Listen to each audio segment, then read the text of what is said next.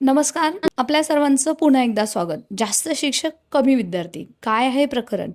याचा पोर्टल भरतीशी संबंध काय? खरंच या प्रकरणामुळे शिक्षक भरतीवर काय परिणाम होणार आहे? याच्या संदर्भातली महत्त्वपूर्ण अपडेट शेवटपर्यंत व्हिडिओ पाहायला विसरू नका. मित्रमैत्रिणींनो, तुम्ही हे पाहिलंच असेल. राज्यात 19,000 शाळात जास्त शिक्षक, कमी विद्यार्थी यामुळे हजारो शिक्षकांवर अतिरिक्त होण्याची टांगती तलवार आहे. हा जर तुम्हाला बातमी हवी असेल तर व्हॉट्सअप टेलिग्राम चॅनल जॉईन करा. या व्हिडिओच्या डिस्क्रिप्शन बॉक्समध्ये लिंक आहे आणि व्यवस्थित सविस्तर वाचून घ्या. मित्रांनो, सध्या पटपडताळणी चालू आहे.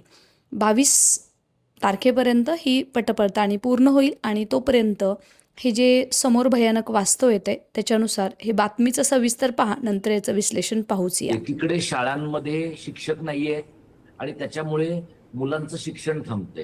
दुसरीकडे जो उल्लेख तुमच्या बातमीमध्ये आता आला की शाळांमध्ये मुलं कमी झाली आहेत 1ली ते 4थी पर्यंत किंवा 1ली ते 7वी पर्यंत आणि शिक्षकांची संख्या मात्र 30 राहिली आहे. राज्यात एका बाजूला शेकडो शाळा अत्यल्प पटसंख्या असूनही सुरू आहेत, तर त्याचवेळी अत्यल्प पटसंख्या असलेल्या शाळांमध्ये शिक्षक संख्या मोठी आहे. कमी विद्यार्थी आणि अधिक शिक्षक अशा विसंगत परिस्थितीमुळे अनुदानित तसंच स्थानिक स्वराज्य संस्थांमधील शाळातील 30,000 शिक्षकांना अतिरिक्त होण्याची भीती.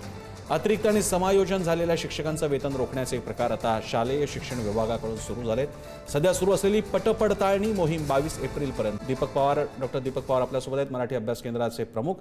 डॉक्टर दीपक पवार, या आत्ताच्या स्थितीकडे आपण कसं पाहता? 19,000 शाळांमध्ये जास्त शिक्षक, कमी विद्यार्थी. प्रसन्न ही जी शिक्षणाच्या बद्दलची परिस्थिती आहे महाराष्ट्रातली आता, तर आता या आकडेवारीकडे पाहताना सर्वसाधारणपणे लोकांचा कल कसा राहतो की शिक्षकांना विशेषतः अनुदानित शाळांमधल्या, जिल्हा परिषदेच्या शाळांमधल्या यांना 6व्या 7व्या वेतन आयोगाचा पगार मिळतो. मग ते 60,000, 70,000, 1,00,000 जो काही पगार घेत असतील एवढा पगार घेतात आणि कमी मुलांना शिकवतात. मग यांचा सगळा पगार फुकट जातो, असं एक सर्वसाधारण चित्र आहे लोकांच्या मनातलं, जे तुम्हाला पूर्ण गैर आहे असं म्हणता येत नाही.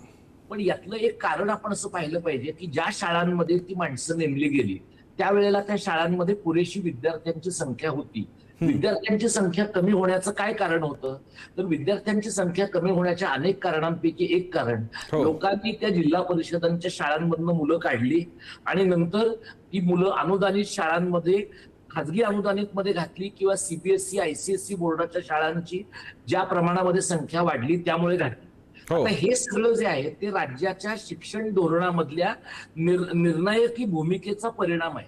म्हणजे शाळांमध्ये शिक्षक काही ठिकाणी जास्त झालेत ही गोष्ट खरी आहे, पण काही ठिकाणी, उदाहरणार्थ ओरोस सारख्या ठिकाणी सिंधुदुर्गामध्ये एका 20,000 लोकांच्या मोर्चामध्ये 2 महिन्यापूर्वी मी सहभागी झालो होतो, जिथे गावांमधल्या शाळा रद्द कराव्यात, त्या 0 शिक्षकी शाळा आहेत तर त्या रद्द कराव्यात अशा प्रकारचं सरकारने धोरण घेतल्यामुळे शाळांचे शिक्षक, शाळांमधले मुख्याध्यापक, पालक, मुलं असे सगळे मोर्चांमध्ये आले होते.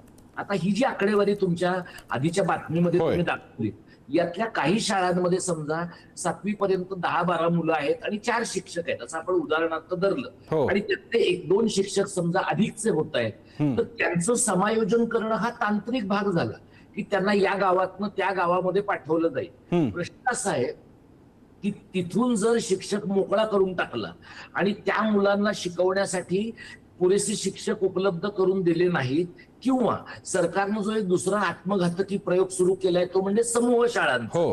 गावातली मुलं उचलून तालुक्याच्या ठिकाणी 30-40 किलोमीटरवर न्यायची आणि सरकार त्यांना असं म्हणतं की आम्ही तुम्हाला बस पुरवू. सरकार किती सक्षमतेने बस पुरवतं आपल्याला माहिती आहे. अशा परिस्थितीमध्ये दुर्गम भागातनं, विशेषतः डोंगर दऱ्यांमधनं, एखाद्या अशा प्रकारच्या अडचणीच्या भागांमधनं बाहेर घरातनं ज्या मुली पडत होत्या, कारण गावात शाळा होती, त्यांची शाळा तातडीने बंद होण्याची शक्यता आहे. म्हणजे याच्यातनं प्रसन्न शिक्षकांच्या नोकरीचा एक प्रश्न आहे. शिक्षकांमध्ये पण 2 प्रकारचे गट आहेत. एक म्हणजे ज्यांच्या अनुदानित नोकऱ्या आहेत, ज्यांच्या पगारावर काही गदा येत नाही, जे कदाचित जुन्या पेन्शन मध्ये आहेत, आणि त्याच्यामध्ये एक शिक्षकांचा वर्ग असाही आहे की ज्यांना असं वाटतंय आपण निवृत्त होऊ ना, मग पुढे शाळांचं काही झालं तरी चालेल.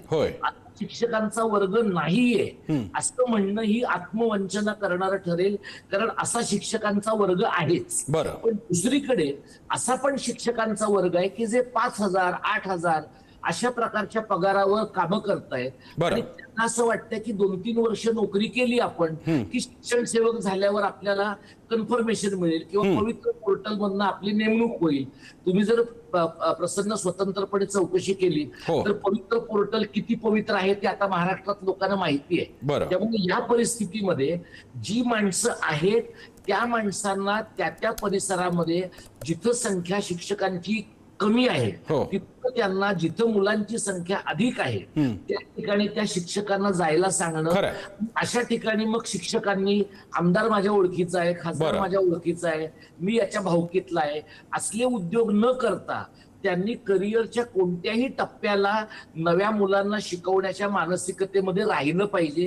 Exactly. या बाबतीमध्ये शिक्षकांचे आमदार, शिक्षकांच्या संघटना यांनी शिक्षकांच्या पगाराच्या पलीकडे जाऊन गरिबांच्या मुलांच्या शिक्षणाचा विचार केला पाहिजे. अर्थात तर आता आपण दीपक पवार सर, आपण अगदी मूलभूत मुद्द्याला हात घातलेला आहे, ज्यामध्ये जे स्टेक होल्डर्स आहेत त्यामध्ये विद्यार्थी, पालक, शिक्षण संस्था, शिक्षक संघटना आणि अर्थातच मुख्य म्हणजे सरकार, या सगळ्यांचा समावेश यामध्ये येतो. मित्रांनो, तुम्ही ऐकलंच आहे. हो, खरंय. जास्त शिक्षक कमी विद्यार्थी जरी असले तरी पवार सरांनी सांगितल्याप्रमाणे अशी काही शाळा आहेत जिथे विद्यार्थी संख्या जास्त आहे पण शिक्षकच नाही आहे. त्यामुळे कितीतरी झेडपीमध्ये टाळे ठोकण्याचं पालकांनी प्रकरण कार्यक्रम केलेला होता. मित्रांनो, शिक्षक भरती होण्यापूर्वी अशा बऱ्याच न्यूज येतात. एक दिवशी न्यूज चॅनलवाले, सोशल मीडियावाले 18,000 अतिरिक्त दाखवतात आणि दुसऱ्याच दिवशी त्याच न्यूज चॅनलला बातमी येते की 3,000ची भरती होणार, 15 दिवसानंतर येते 8,000ची भरती होणार आणि काही दिवसानंतर बातमी येते की 13,000ची भरती होणार. मित्रांनो, हे असंच चालणार, असेच बॉम्ब पडत राहणार जोपर्यंत पोर्टलवरती जाहिरातीसाठी टॅब सुरू होणार नाही. जाहिरातीसाठी टॅब सुरू होणं जितकं नित्यांत गरज आहे तेवढीच गरज आहे जागा वाढणं. सध्या पोर्टल भरती संदर्भात जाहिरातीसाठी टॅब एप्रिलमध्येच सुरू होता, परंतु हे लक्षात येते की सध्या जागासुद्धा वाढल्या पाहिजेत आणि हे समायोजन किंवा याच्यामुळे जास्त शिक्षक कमी विद्यार्थी यांचा प्रपोर्शनाचा ताळमेळ पहिला बसला पाहिजे आणि तो 22 एप्रिलला फायनलाइज होईल आणि त्याच्यानंतरनं संच मान्यता, समायोजन, रोस्टर तपासणी आणि त्याच्यानंतर पोर्टलवरती येणाऱ्या महिन्याभरात जाहिराती हे सर्व क्लिअर होणार आहे. अशा हजारो बातम्या तुम्हाला पाहायला मिळतील, परंतु तुम्ही याकडे पूर्णतः दुर्लक्ष करायचं आहे आणि फोकस करायचं आहे ते म्हणजे तुमच्याकडे गुणवत्ता आहे ना, मग तुम्ही शिक्षक होणार.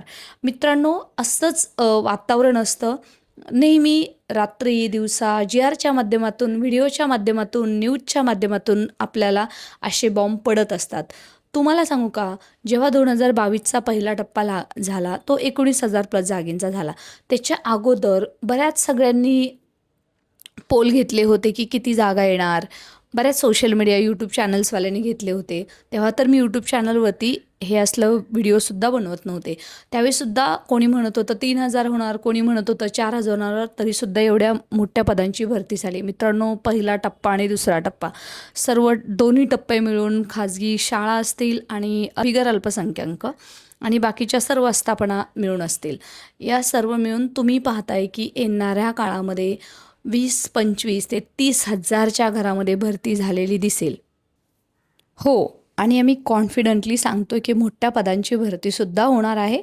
सध्या जरी हे प्रमाण असलं तरीसुद्धा रिटायरमेंट मोठ्या प्रमाणावर आहे, केंद्रप्रमुखाच्या जागा येतात आणि बऱ्याच जागा तुम्हाला पोर्टलवरती आलेल्या दिसतील. So stay connected and be positive please.